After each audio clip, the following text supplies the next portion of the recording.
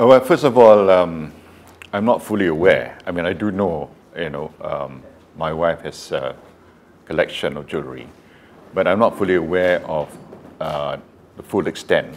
Yeah.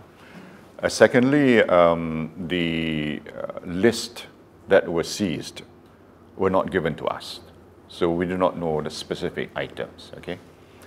But what I do know is, over the years, as head of the government, we have been gifted a lot of items by foreign leaders, as well as personal friends. And I do know that under the law, it's not illegal to receive gifts. For example, Dr. Mahathir has admitted they received 40 horses from his friends, and he's made it very open. He used a lot of corporate jets from his friends and so forth. So it's not illegal to receive gifts.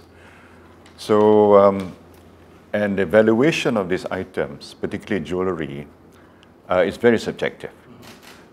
It depends on the source of the stones. It depends when they were gifted, or even when they were purchased.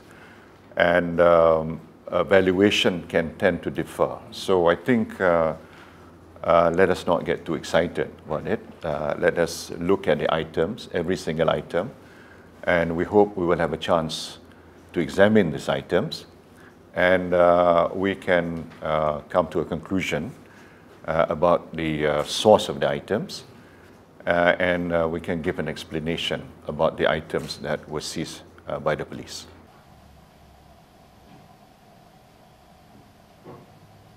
Well, she was surprised, and how in terms of how many items? Yeah, our items, and particularly valuation, because she doesn't believe that they come to that amount.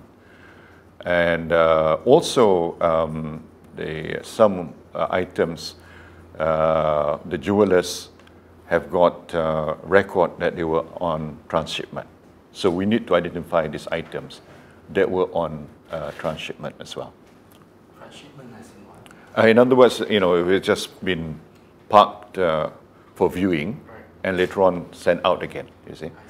And I know at least a couple of jewelers have come forward to say that they are part of this.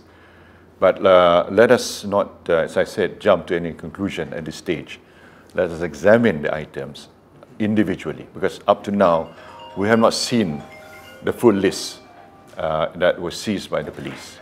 And once we have examined the full list, we also need to know the date of those jewelry items. As you know, prices of stones acquired or gifted 20 years ago are much less than they are today, because the price of some of the stones have increased very, very significantly. So it depends on what valuation has been done. Yeah, I know. As you know, President Obama, or rather Michelle Obama, received millions from King Abdullah, and that's on record. And when King Salman visited Indonesia recently, millions were also gifted. So some of these monarchs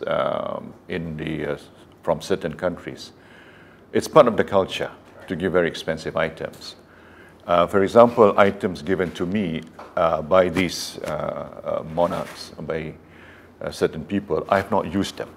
I've kept them because I don't use very, very expensive things. As my friends know, people know, I don't use any watches that are contain stones, valuable stones. I just use pretty normal watches, in that sense. So these items will be part of my gallery one day. That was the intention. They will be on exhibit because really those things I've never used. I know, for example, some very expensive rings were given, but I've never used them because I know they're expensive, and I know as a leader I shouldn't use them. And they will not be used. And they will be part of if you like, a kind of a galleria one day that will be shown to the public.